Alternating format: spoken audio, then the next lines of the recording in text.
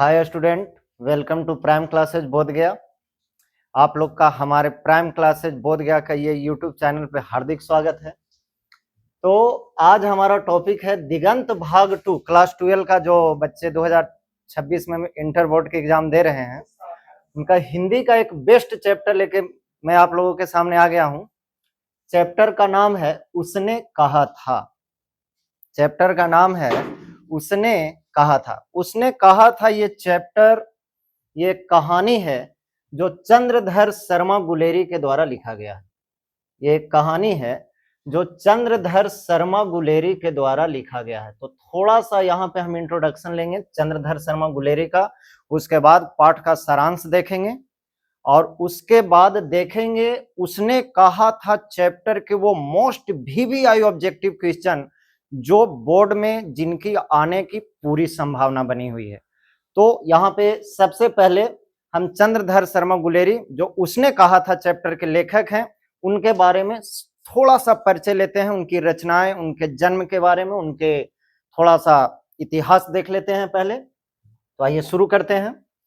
उसने कहा था पाठ के लेखक हैं चंद्रधर शर्मा गुलेरी। उसने कहा था पाठ के लेखक हैं चंद्रधर शर्मा गुलेरी। ये बहुत इंपॉर्टेंट क्वेश्चन है, हर बार बोर्ड में आते रहता है कि उसने कहा था पाठ किन की रचना है। ये पहला सवाल आपके बोर्ड में बन सकता है, तो पहला सवाल का पहला आंसर हो जाना चाहिए। उसने कहा था पाठ के लेखक हैं चंद्रधर शर्मा गुलेरी। चंद्रधर शर्मा गुलेरी का जन्म 7 जुलाई 1883 ईस्वी में हुआ, जयपुर राजस्थान। ये भी सवाल पूछा जा सकता है। यह भी सवाल पूछा जा सकता है कि गुलेरी जी का जन्म कब और कहां हुआ था। गुलेरी जी का जन्म कब और कहां हुआ था, अगर यह सवाल एग्जाम में आता है तो गुलेरी जी का जन्म 7 जुलाई 1883 जयपुर राजस्थान में हुआ था।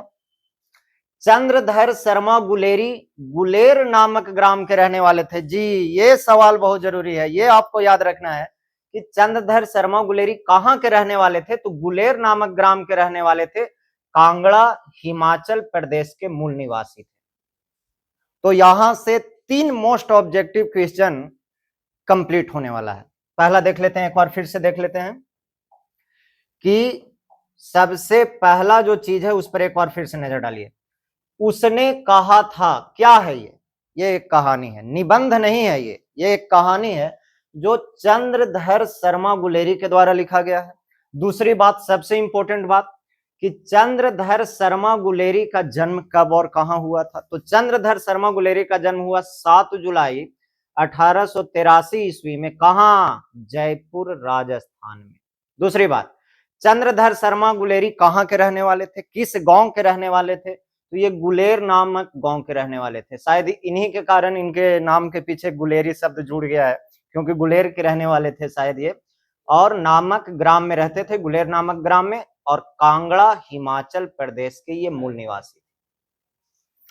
अगर चंद्रधर शर्मा गुलेरी की निधन वाला प्रश्न आ गया कि गुलेरी जी का निधन कब हुआ था, तो यहां से बनेगा 12 सितंबर 1922 ईस्वी में चंद्रधर शर्मा गुलेरी का निधन हो गया था। थोड़ा और देख लेते हैं आगे, थोड़ा सा और आगे देख लेते हैं।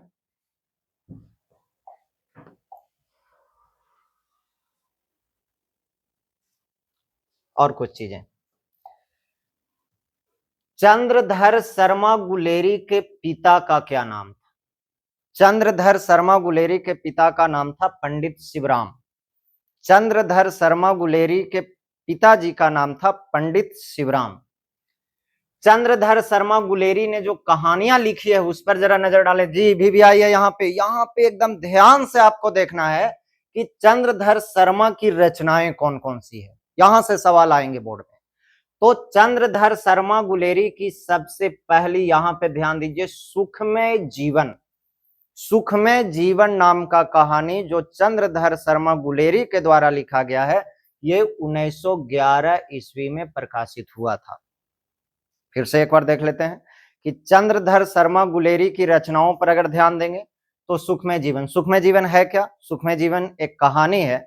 सुखमय जीवन कब प्रकाशित हुआ? 1911 में प्रकाशित हुआ। सुखमय जीवन के रचनाकार कौन है, सुखमय जीवन के कहानीकार कौन है? तो वो है हमारे चंद्रधर शर्मा गुलेरी। उसके बाद इनका एक आता है बुध का कांटा, ये भी 1911 में प्रकाशित हुआ।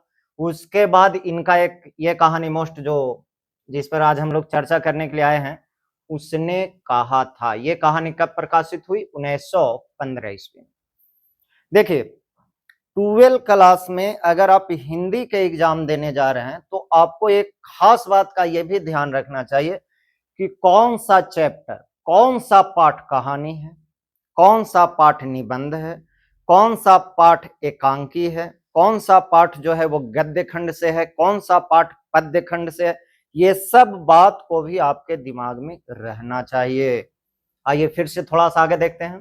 तो अभी तक एक बार फिर से देखिए कि चंद्रधर शर्मा की गुलेरी की कहानियां कौन कौन है। एक बार फिर से आपको बता दें, सुखमय जीवन 1911 ईस्वी, बुध का कांटा 1911 ईस्वी, और उसने कहा था प्रेम और बलिदान की कहानी, उसने कहा था, समझ गए ना, ये आपका प्रकाशित हुआ 1915 में, सुखमय जीवन 1911 में, और बुध का कांटा 1911 में। एक बार और रिवाइज करवा देते हैं आप लोग को, एक बार और। उसने कहा था पाठ के लेखक कौन है? चंद्रधर शर्मा गुलेरी जी। वीडियो को पॉज करके इसको अपने कॉपी में जरूर लिख लीजिएगा आप लोग। उसने कहा था पाठ के लेखक हैं चंद्रधर शर्मा गुलेरी। चंद्रधर शर्मा गुलेरी का जन्म कब हुआ? 7 जुलाई 1883 ईस्वी। कहां? जयपुर राजस्थान में। चंद्रधर शर्मा गुलेरी कहां के रहने वाले थे? गुलेर नामक ग्राम, कांगड़ा, हिमाचल प्रदेश। लेखक चंद्रधर शर्मा गुलेरी का निधन 12 सितंबर 1922 ईस्वी। और चंद्रधर शर्मा गुलेरी के पिता का नाम 1 मार्क से यहां से पूछा जा सकता है, 1 मार्क, कि गुलेरी जी के पिता का क्या नाम था? तो गुलेरी जी के पिता का नाम था पंडित शिवराम।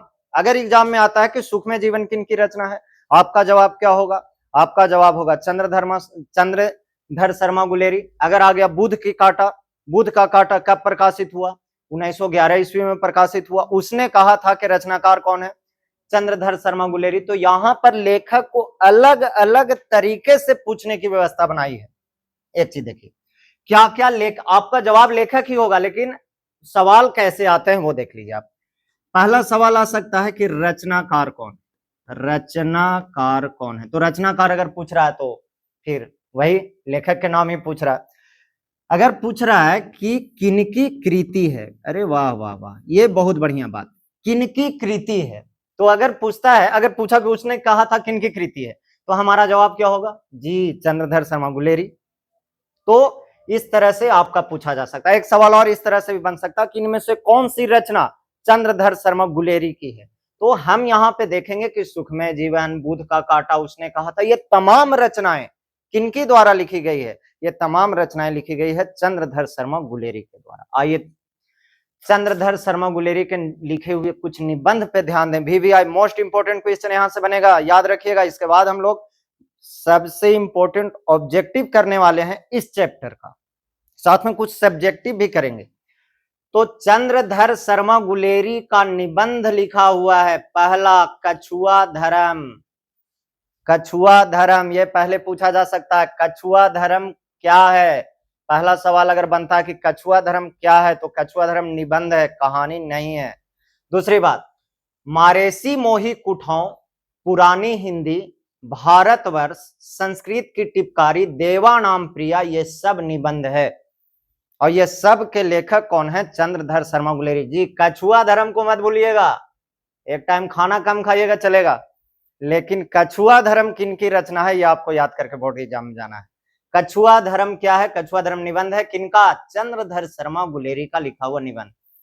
थोड़ा मोड़ा अगर इनकी शिक्षा दीक्षा पर अगर ध्यान दें तो अंग्रेजी में एमए, पोएम बाय भास, एक commentary on Vatsyayana, Kamasutra, the literary criticism, ये सब इनका जो लिखा हुआ है ये सब इंग्लिश में लिखे हैं, अंग्रेजी में इनकी कहानियां हैं ये, समझे? तो इतना चीज आपको याद करके जाना। आइए थोड़ा सा आगे बढ़ते हैं, क्या चीजें थोड़ा सा और देख लेते हैं। अब आ गया उसने कहा था पाठ का सारांश। हम यहाँ पे पूरा किताब को तो हैंडल नहीं कर पाएंगे, लेकिन कुछ मुख्य बातों पर याद रखेंगे। ये कहानी किसकी है? उसने कहा था कहानी का प्रमुख पात्र है लहना सिंह। लहना सिंह।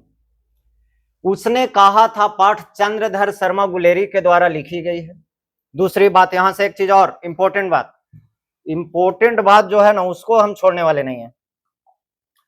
उसने कहा था कहानी कितने भागों में विभक्त है, ये सवाल एग्जाम में पूछ सकता है। तो आपको याद रखना है कि उसने कहा था कहानी 5 भागों में विभक्त है। कितने भागों में विभक्त है? 5 भागों में विभक्त है। दूसरी बात, आइए कहानी पर थोड़ा सा नजर डालें। तो अमृतसर के भीड़ भरे बाजार से कहानी की शुरुआत होती है। अमृतसर, यह पंजाब में है। अमृतसर के भीड़ भरे बाजार से कहानी की शुरुआत होती है, जिसमें 12 वर्ष का एक सिख लड़का, हमारा हीरो ही 12 वर्ष का है अभी। नाम इसका क्या है? नाम एक बार जरा सा देख लें, लहना सिंह। लहना सिंह, ये अभी बचपन की स्टोरी में अभी 12 वर्ष का एक सिख लड़का और 8 साल की एक सिख लड़की संयोगवश मिलते हैं। ये 8 साल की ये लड़की कौन है? ये 8 साल की सिख लड़की कौन है? यही दोनों की कहानियां है ये। यही लड़की आगे जाकर, है ना, लहना सिंह जिस ग्रुप में, जिसमें कार्य करता है, जिस टीम में सिपाही रहता है, उस टीम के सूबेदार की पत्नी बनती है ये लड़की, यानी सूबेदारनी बनती है, समझे। और जब युद्ध पर जाने लगते हैं तो उस वक्त लहना सिंह सूबेदारनी के यहां जाता है। सूबेदारनी अपने पति सूबेदार को कहती है कि एक बार लहना सिंह को बुलाइए। जब सूबेदार जाकर लहना सिंह को कहता है कि जाओ सूबेदारनी तुम्हें बुला रही है, तो उस समय लहना सिंह को लगता है कि आखिर कौन है ये, इसे हम जानते भी नहीं हैं, उसके बाद भी ये बुला रही है। तो जाता है लहना सिंह अंदर। सूबेदारनी और लहना सिंह वहां पर, एक जो सबसे इंपॉर्टेंट बात है कि लहना सिंह सूबेदारनी को पहचान नहीं रहा है। जब नहीं पहचान रहा तो वही सूबेदारनी जो है लहना सिंह को बचपन की बातें याद दिलाती है। वही बचपन की बात जो लड़के ने पूछा था। जब लहना सिंह छोटा रहता है और सूबेदारनी भी छोटी रहती है, तो वो लहना सिंह बार बार लड़की से एक ही सवाल करता है कि तेरी कुड़माई हो गई है। कुड़माई शब्द का अर्थ होता है मंगनी। कुड़माई शब्द का अर्थ क्या होता है? मंगनी। यहां से 1 नंबर 12 के स्टूडेंट ध्यान दीजिए, यहां से 1 मार्क्स और आप लेके जाइए कि कुड़माई शब्द का अर्थ क्या है। कुड़माई शब्द का अर्थ है मंगनी। बार बार लड़का उस लड़की से एक ही प्रश्न करता है कि तेरी कुड़माई हो गई है। यहां से एक सवाल और पूछा जा सकता है, तेरी कुड़माई हो गई है, ये पंक्ति किस पाठ से संबंधित है? ये भी प्रश्न आ सकते हैं बोर्ड में। तो यहां पर इसका सीधा साधा आंसर बनेगा उसने कहा था।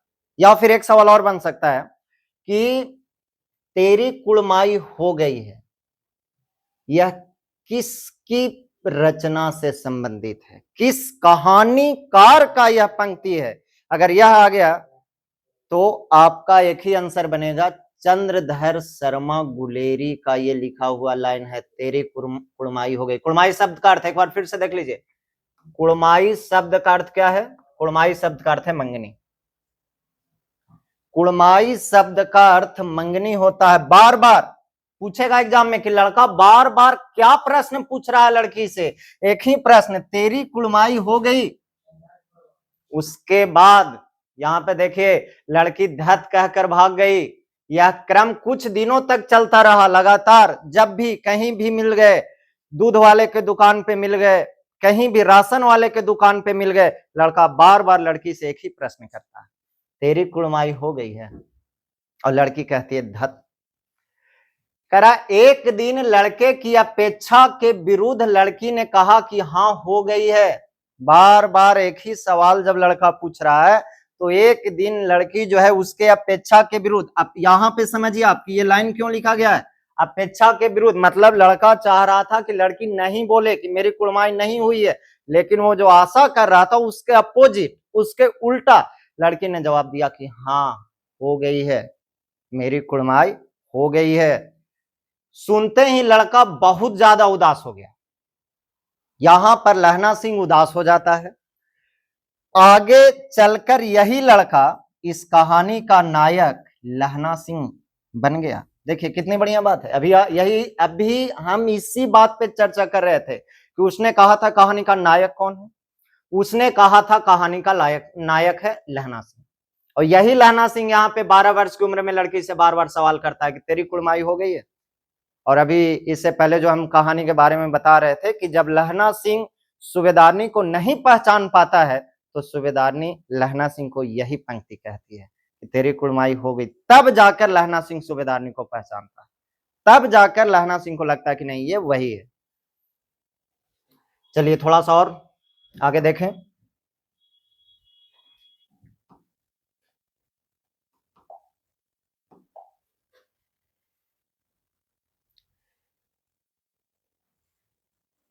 एक और फिर से बच्चे लोग ध्यान देंगे। उसने कहा था कहानी कितने भागों में विभक्त है? चलिए जवाब कीजिए। उसने कहा था कहानी कितने भागों में विभक्त है? 2, 3, 4, 5। ये 4 ऑप्शन दिया गया है। उसने कहा था कहानी कितने भागों में बटा हुआ है या कितने खंडों में प्रकाशित है? कमेंट में आंसर जरूर दीजिएगा। इसका सही जवाब होगा 5। उसने कहा था कहानी कितने भागों में बटा हुआ है? 5 भागों में बटा हुआ है। कहानी की शुरुआत कहां से होती है? अगर पूछे कि उसने कहा था कहानी कहां से शुरू होता है तो इसका सही जवाब होगा अमृतसर से। चलिए आगे बढ़ते हैं, कुछ और इंपॉर्टेंट बातों पे ध्यान देते हैं। कहानी का दूसरा खंड शुरू होता है 25 वर्षों के बाद की घटना पे आधारित है। इसमें प्रथम विश्व युद्ध के अंतर्गत फ्रांस और बेल्जियम, जी ये 2 कंट्री के नाम है, प्रथम विश्व युद्ध की गाथा है ये। इसमें फ्रांस और बेल्जियम के बीच युद्ध का चित्रण किया गया है। 25 वर्ष पहले लड़का ही लहना सिंह, समझे, वही लड़का जो 25 वर्ष पहले लड़की से बार बार प्रश्न करता है तेरी कुड़माई हो गई, तेरी कुड़माई हो गई, वही अब लहना सिंह 77 नंबर, जी यहां से ये नंबर, अपना मोबाइल नंबर भूल जाइए आप लोग, लेकिन ये नंबर याद रखिए 77 नंबर, इसका राइफल का नंबर है 77। लहना सिंह सिपाही है, लहना सिंह जमादार के पद पे है, समझे। तो लहना सिंह 77 नंबर सिख राइफल का क्या बन गया? जमादार बन गया 25 साल के बाद। तो एक चीज यहां पर सबसे इंपॉर्टेंट रखने वाली बात है, एक और फिर से आप लोग क्या, एक और कमेंट में आप लोग निश्चित रूप से जवाब दीजिएगा कि सुखमय जीवन किनकी रचना है? सुखमय जीवन किनकी रचना है? कमेंट में आंसर जरूर दीजिएगा, सुखमय जीवन किनकी रचना है। दूसरा ये भी जवाब आप लोग दीजिएगा कि सुखमय जीवन कहानी कब प्रकाशित हुआ और सुखमय जीवन है क्या, निबंध है, एकांकी है, ये भी निश्चित रूप से जवाब दीजिएगा। कमेंट में आंसर दीजिएगा स्टूडेंट। चलिए और अब आगे बढ़ते हैं। तो लहना सिंह के राइफल का नंबर क्या है? लहना सिंह जमादार के पद पे है, लहना सिंह के राइफल का नंबर क्या है? तो लहना सिंह के राइफल का नंबर है 77, 77, ये इनका राइफल का नंबर है। चलिए और कुछ देख लेते हैं।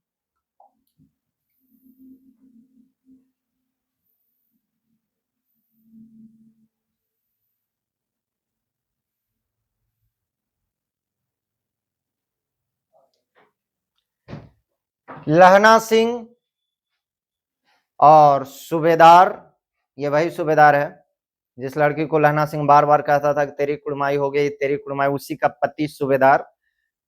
और सूबेदार हजारा सिंह, इसका नाम क्या है? सूबेदार हजारा सिंह, और उसका पुत्र बोधा सिंह। ये सभी युद्ध पे जाते हैं। फ्रांस और बेल्जियम के बीच युद्ध हो रहा है, ये सब युद्ध पे जाते हैं। एग्जाम में पूछा जाएगा कि सूबेदार हजारा सिंह के पुत्र का क्या नाम? आंसर क्या बनाइएगा? बोधा सिंह। आंसर क्या बनाइएगा? बोधा सिंह आंसर बनाना है। कह रहा कि जब एक केस की पैरवी के लिए लहना सिंह घर आने लगा तो हजारा सिंह भी साथ हो गया। कौन हजारा सिंह? हजारा सिंह यानी सूबेदार। सूबेदार कौन था? हजारा सिंह। लौटते समय हजारा सिंह ने लहना सिंह को अपने घर आने के लिए कहा। एक बार की बात है कि एक केस की पैरवी के लिए लहना सिंह कुछ दिन के छुट्टी लेके घर आ गया। और घर आया तो उसके साथ हजारा सिंह भी आया। जब दोबारा बॉर्डर पे जाकर युद्ध करने की जब बारी थी तो उस समय लहना सिंह को, समझे, लहना सिंह को सूबेदार हजारा सिंह बोला कि हम लोग भी युद्ध पे जाने वाले हैं ही, तो एक काम करना कि तुम मेरे घर आ जाना और फिर हम लोग यहां से एक साथ युद्ध पर जाएंगे, समझे। तो लहना सिंह उसके घर आने के लिए, लहना सिंह को घर आने के लिए सूबेदार हजारा सिंह बोला। लहना सिंह जब उसके घर पहुंचा, किसके घर जी, सूबेदार हजारा सिंह के घर पहुंचा, तो वह अचंभित हो गया, क्योंकि बचपन की प्रेमिका, वही लड़की, वही बाजार में मिलने वाली वो लड़की जिसको बार बार लहना सिंह कहता था तेरी कुड़माई हो गई, वही लड़की आज सूबेदारनी के रूप में, यानी कि वही लड़की सूबेदार हजारा सिंह की पत्नी है। दोनों ने एक दूसरे को देखा, पहचानने में देर नहीं लगी। विदा के समय सूबेदारनी ने पति और पुत्र की रक्षा के लिए आंचल फैला दिया जी। यहीं पे अगर रियल में अगर देखा जाए ना स्टूडेंट, तो इस कहानी का सबसे मुख्य भाग यहीं पे। इस कहानी का नाम क्या है? इस कहानी का नाम है उसने कहा था। किसने कहा था? सूबेदारनी ने कहा था। क्या कहा था?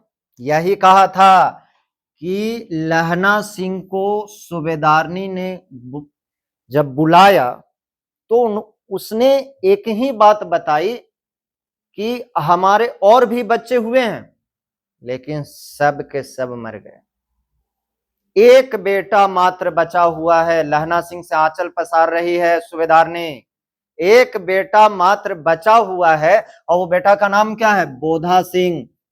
आप लोग जब इस कहानी को जब बुक में पढ़िएगा तो आप वहां पे देखिएगा कि एक बार लहना सिंह टमटम से बचाता है, टमटम उधर से आ रही है और लड़की को बचा लेता है, तो वह उसी बात से के जोड़कर कहती है कि एक बार तुमने हमें भरी बाजार में बचाया था, उसी तरह से इस युद्ध में मेरे पति को और मेरे बेटे को बचा लेना। और इस कहानी का लास्ट होते होते लहना सिंह युद्ध में शहीद हो जाता है, लेकिन सूबेदार हजारा सिंह को और उसके पुत्र बोधा सिंह पर ये दाग तक, आंच तक नहीं आने देता है। यही कहानी का मेन पॉइंट।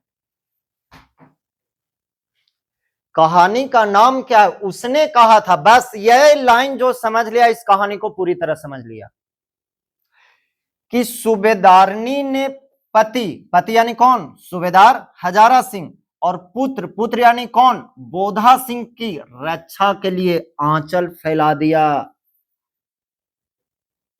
कह रही है सूबेदारनी कि इस युद्ध में मेरे पुत्र और मेरे पति की रक्षा करना, और करता भी है, ये करता भी है रक्षा। प्रेमिका की चाह ही लहना सिंह के जीवन का उद्देश्य बन गया। बोधा के बीमार पड़ने पर वह कड़ाके की ठंड में भी अपने वस्त्र देकर उससे सुला देता जी। जब बॉर्डर पर बोधा सिंह बीमार हो जाता, अपना जैकेट उतार के, लो बाबू तुम पहन लो, हमारा जैकेट आ रहा है, लेकिन कोई जैकेट आ नहीं रहा है। ये सिर्फ सुरक्षा कर रहा है, अपने प्रेमिका की वचन का पालन कर रहा है लहना सिंह। कह रहा है कि और स्वयं उसकी ड्यूटी करते रहता। एक बार दुश्मन अधिकारी, एक बार देखिए यहां पे, एक बार इस कहानी में क्या होता है,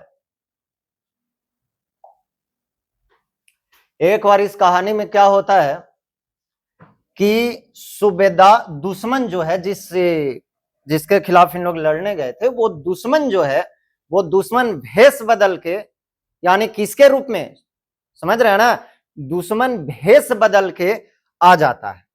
और आने के बाद देखिए यहां पे लिखा है साफ, ऐसे पढ़िएगा बुक तो और भी चीजें आपको जानकारी, लेकिन एग्जाम में जो पूछा जाएगा उसका 99.9% ये दावा है कि 99.9% यहां से हम आपको क्लियर करवा देंगे।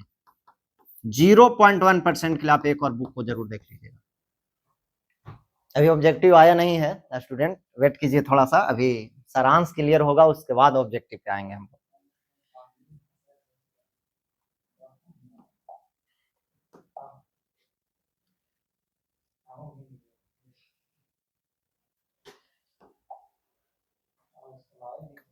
कह रहा कि एक बार दुश्मन अधिकारी वेश बदल के उसके खंदक में आ गया। लहना सिंह ने बड़ी बुद्धिमानी के साथ दुश्मन का मुकाबला किया और इसी क्रम में बोधा हजारा सिंह घायल हो गए। देह से काफी ब्लड निकलने के बाद भी वो बोधा और हजारा सिंह को पहले अस्पताल भेज दिया। आपने नहीं गया?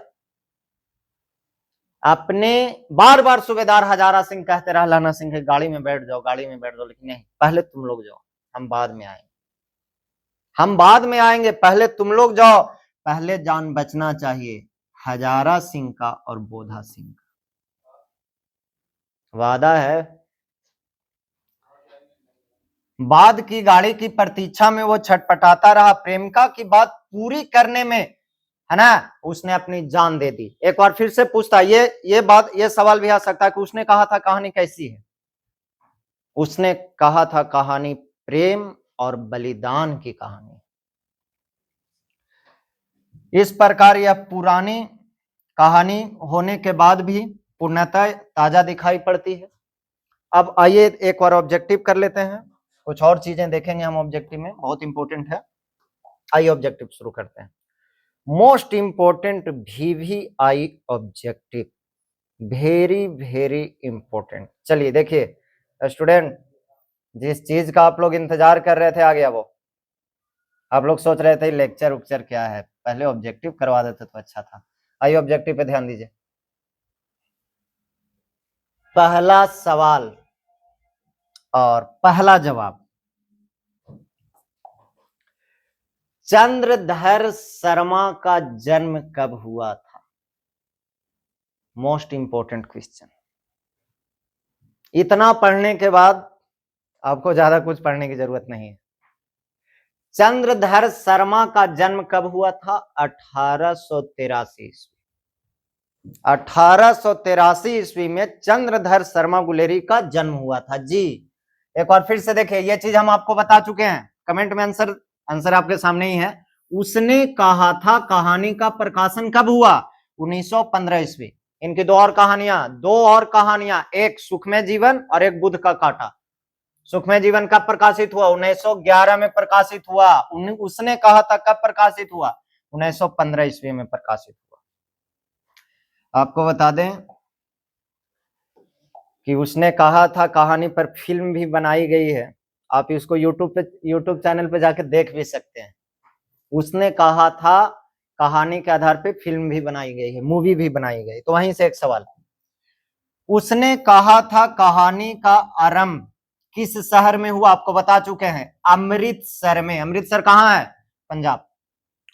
उसने कहा था कहानी पर किस निर्देशक ने फिल्म बनाई थी? ये सवाल अगर एग्जाम में आ गया कि उसने कहा था कहानी पर किस निर्देशक ने फिल्म बनाई? विमल राय। विमल राय ने इस पर पिक्चर बनाई थी, मूवी बनाई थी। उसने कहा था कहानी का आरंभ किस शहर में हुआ? अमृतसर में हुआ। चलिए आगे बढ़ते हैं, ध्यान दीजिए। उसने कहा था, किसने कहा था? सूबेदारनी ने कहा था। उसने कहा था कहानी के आरंभ में लड़के की उम्र कितनी है? कौन लड़का? हमारा नायक, हमारा हीरो, नाम याद है ना? लहना सिंह। लहना सिंह के राइफल का नंबर कमेंट में जरूर बताइएगा आप लोग। उसने कहा था कहानी में लड़की की उम्र पूछ रहा है। यहां पे देखिए 5वां नंबर क्वेश्चन में लड़का का उम्र पूछ रहा है और 6 नंबर क्वेश्चन में लड़की का उम्र पूछ रहा है।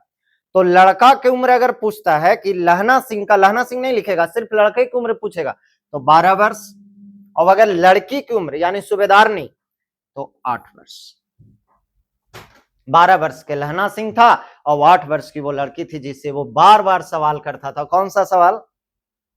लहना सिंह बचपन में लड़की से बार बार कौन सा प्रश्न करता था? ये निश्चित रूप से कमेंट्स में लिखिएगा आप लोग।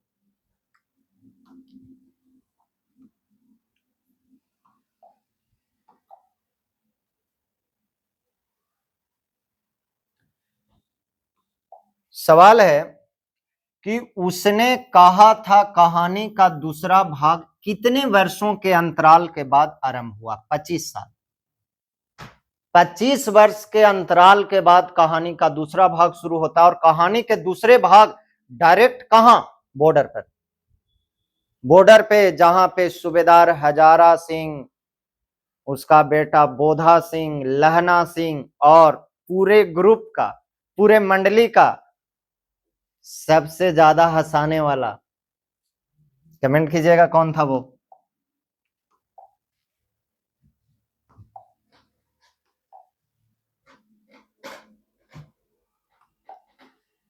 उसने कहा था कहानी में किस महायुद्ध का वर्णन है जी, यह सवाल अगर एग्जाम में आ गया तो। उसने कहा था कहानी में किस महायुद्ध का वर्णन है, प्रथम विश्व युद्ध। किन किन देश के बीच में, एक बार फिर से देख लीजिए, यहां फ्रांस और बेल्जियम, फ्रांस और बेल्जियम के बीच युद्ध था। कौन विश्व युद्ध, प्रथम विश्व युद्ध। चलिए एकदम इंटरेस्टिंग होने वाला है, आइए आगे बढ़ते हैं, अगला ऑब्जेक्टिव के तरफ नजर डालते हैं। देखिए कहता है कि उसने कहा था में उसने, ये जो शब्द इस्तेमाल किया गया है, ये शब्द का प्रयोग किसके लिए किया गया है, उसने कहा था, इसमें उसने शब्द जो है वो किसके लिए है, तो उसने कहा था, आपको बता चुके हैं हम, किसने कहा था, सूबेदारनी ने कहा था। तो उसने शब्द सूबेदारनी के लिए इस्तेमाल किया गया है। अमृतसर के बाजार में लड़के लड़की किसके यहां रहते हैं, मामा के यहां, मामा के यहां रहते हैं। अमृतसर के बाजार में लड़के कहां रहता है, यहां पे एक चीज देखिए आप ध्यान से, मगरे, मगरे में लड़की रहती है और लहना सिंह मांझी।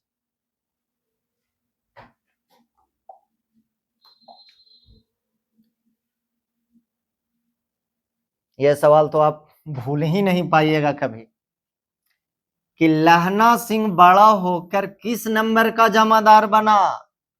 इसका राइफल का नंबर बताए थे ना, 77 नंबर, 77 सिख राइफल का जमादार बना। अगर ये सवाल अगर आ गया कि लहना सिंह के राइफल का नंबर क्या है, तो ये याद रखिए 7777, पढ़े थे ना बचपन में, 7171, तो वैसे ही 7777, एक नंबर देके जाएगा 2026 में ही 100%। सूबेदार का नाम क्या है, सूबेदार का नाम है हजारा सिंह, ये वही हजारा सिंह है। आइए आगे बढ़ते हैं।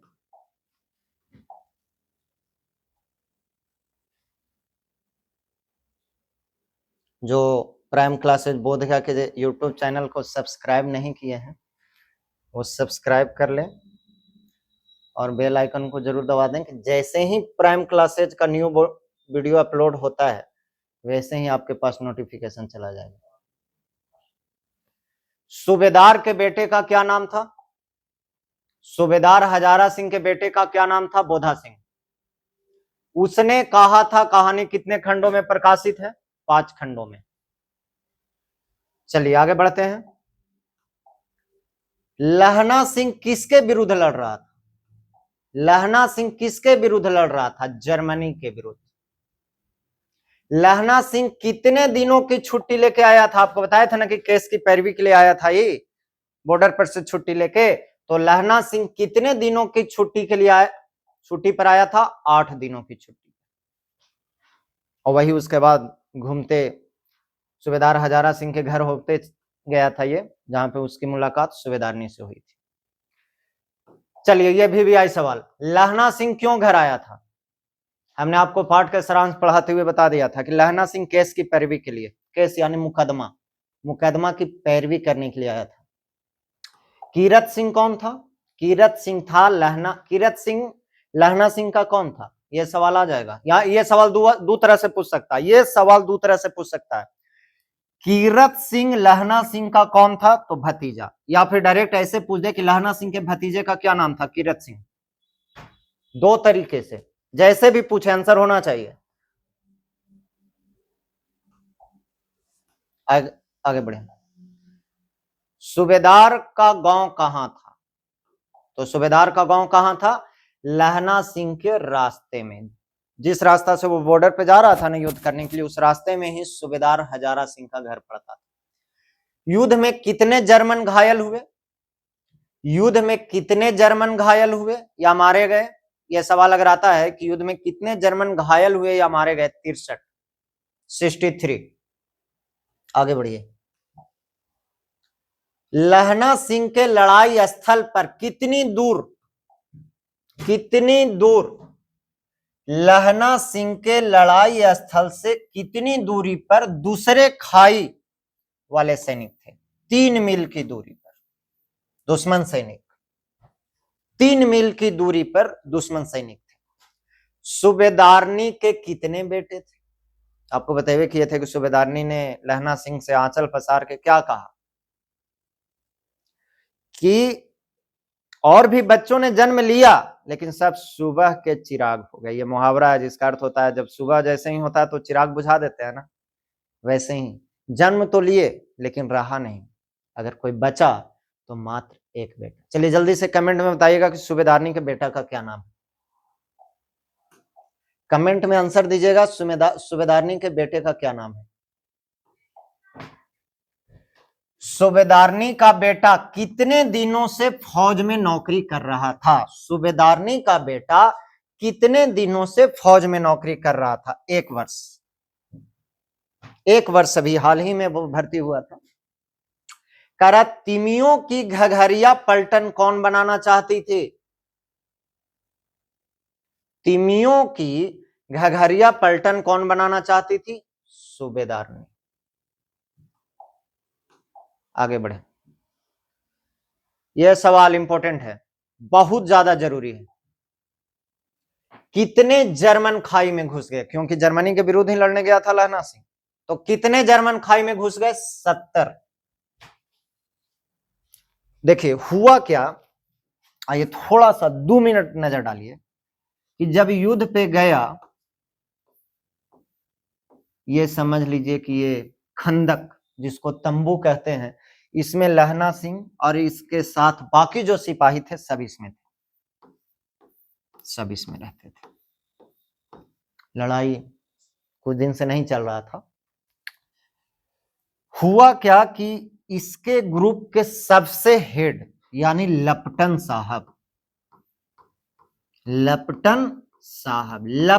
साहब के भेष में बिल्कुल हूबहू उन्हीं के जैसा भेष बना के, समझे, रात्रि में ही आ गया जर्मन दुश्मन, जर्मनी का वो, समझे। और उसके बाद हुआ क्या, ये तुरंत डायरेक्ट ऑर्डर दिया सूबेदार हजारा सिंह को कि जो है बगल वाले मतलब खाई में दुश्मन सैनिक आ गया है, समझे, तो जितना जल्दी आप लोग जो है इस खंदक को छोड़ो और जाके युद्ध करो, समझे। ज्यादा आदमी के यहाँ रहने की कोई जरूरत नहीं है, सब जल्दी जल्दी यहाँ से हटो। कारण क्या था, उधर से दुश्मन आ रहा था, उधर से टेक ले, कुछ यहाँ रहेगा तो यहाँ, यानी पूरी तरीके से दुश्मन को तबाह करने की व्यवस्था थी, पूरी तरीके से दुश्मन को तबाह करने की व्यवस्था बनाई हुई थी। चलिए आगे बढ़ते हैं।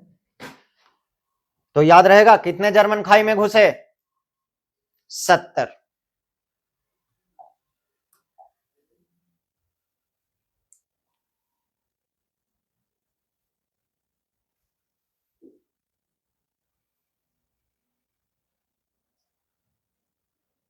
चलिए अगला प्रश्न, युद्ध में कितने सिख सैनिक मारे गए? 15। दंत बिनोपदेशाचार्य किसका कथन है? ये बाणभट्ट का कथन। दंत बिनोपदेशाचार्य किसका कथन है? बाणभट्ट का कथन है। चलिए आगे बढ़ते हैं।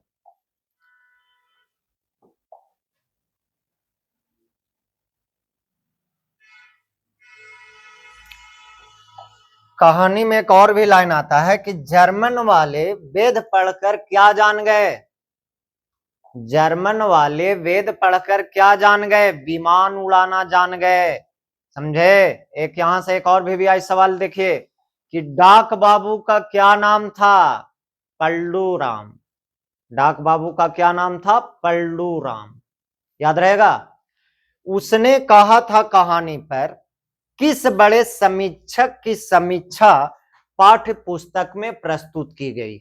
उसने कहा था कहानी पर किस बड़े समीक्षक की समीक्षा पाठ्य पुस्तक में प्रस्तुत की गई है? इसका सही जवाब है रामचंद्र शुक्ल।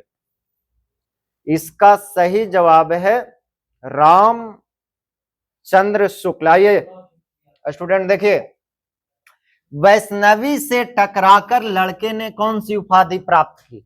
यह कहानी के पहले खंड से सवाल है। यह कहानी के पहले खंड से प्रश्न पूछा है, समझे।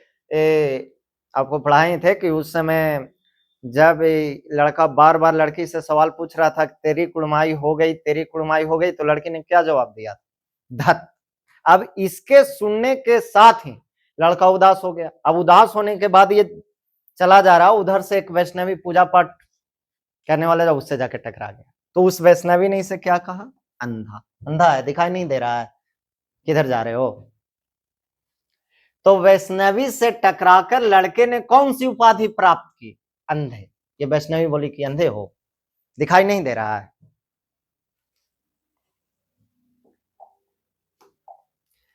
देखिए, ये सबसे इंपॉर्टेंट बात, निमोनिया से मरने वाले को क्या नहीं मिलता है? निमोनिया से मरने वाले को मुरब्बा नहीं मिलता है। ये लाइन लिखा हुआ है कहानी में कि निमोनिया से मरने वाले को मुरब्बा नहीं मिलता है।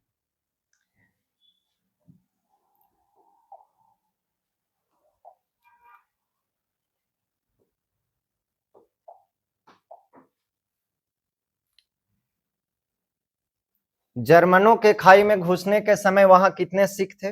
8। 8। लड़ाई के कितने देर बाद सहायता की टीम आई? लगभग 2 घंटे के बाद।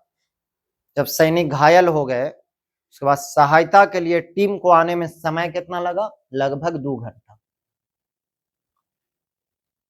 सरस्वती पत्रिका के संपादक कौन थे? महावीर प्रसाद द्विवेदी। सरस्वती पत्रिका के संपादक कौन थे?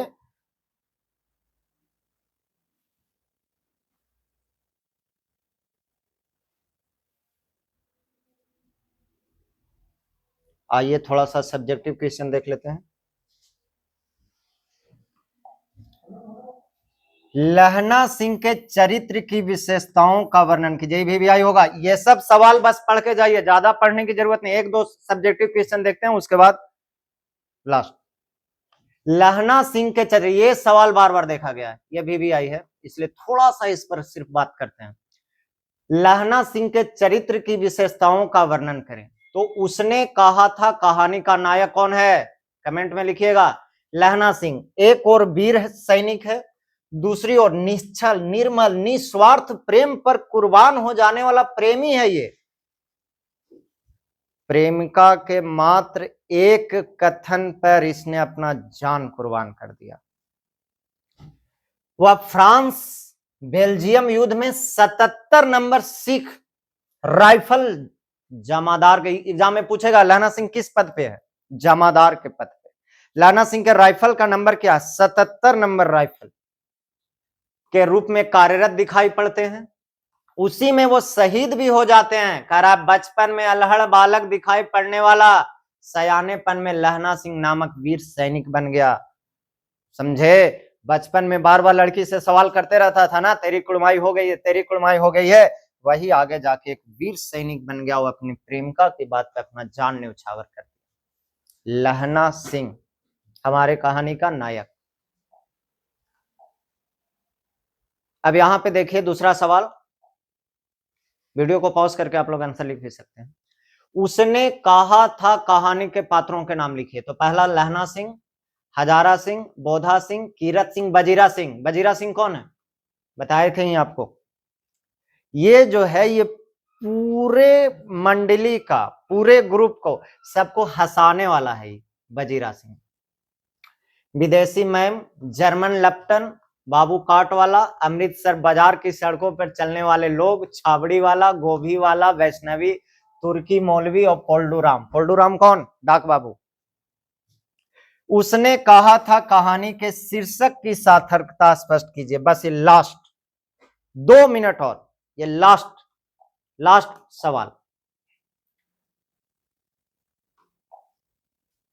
उसने कहा था कहानी के शीर्षक की सार्थकता स्पष्ट कीजिए। शीर्षक यानी जो नाम दिया गया है।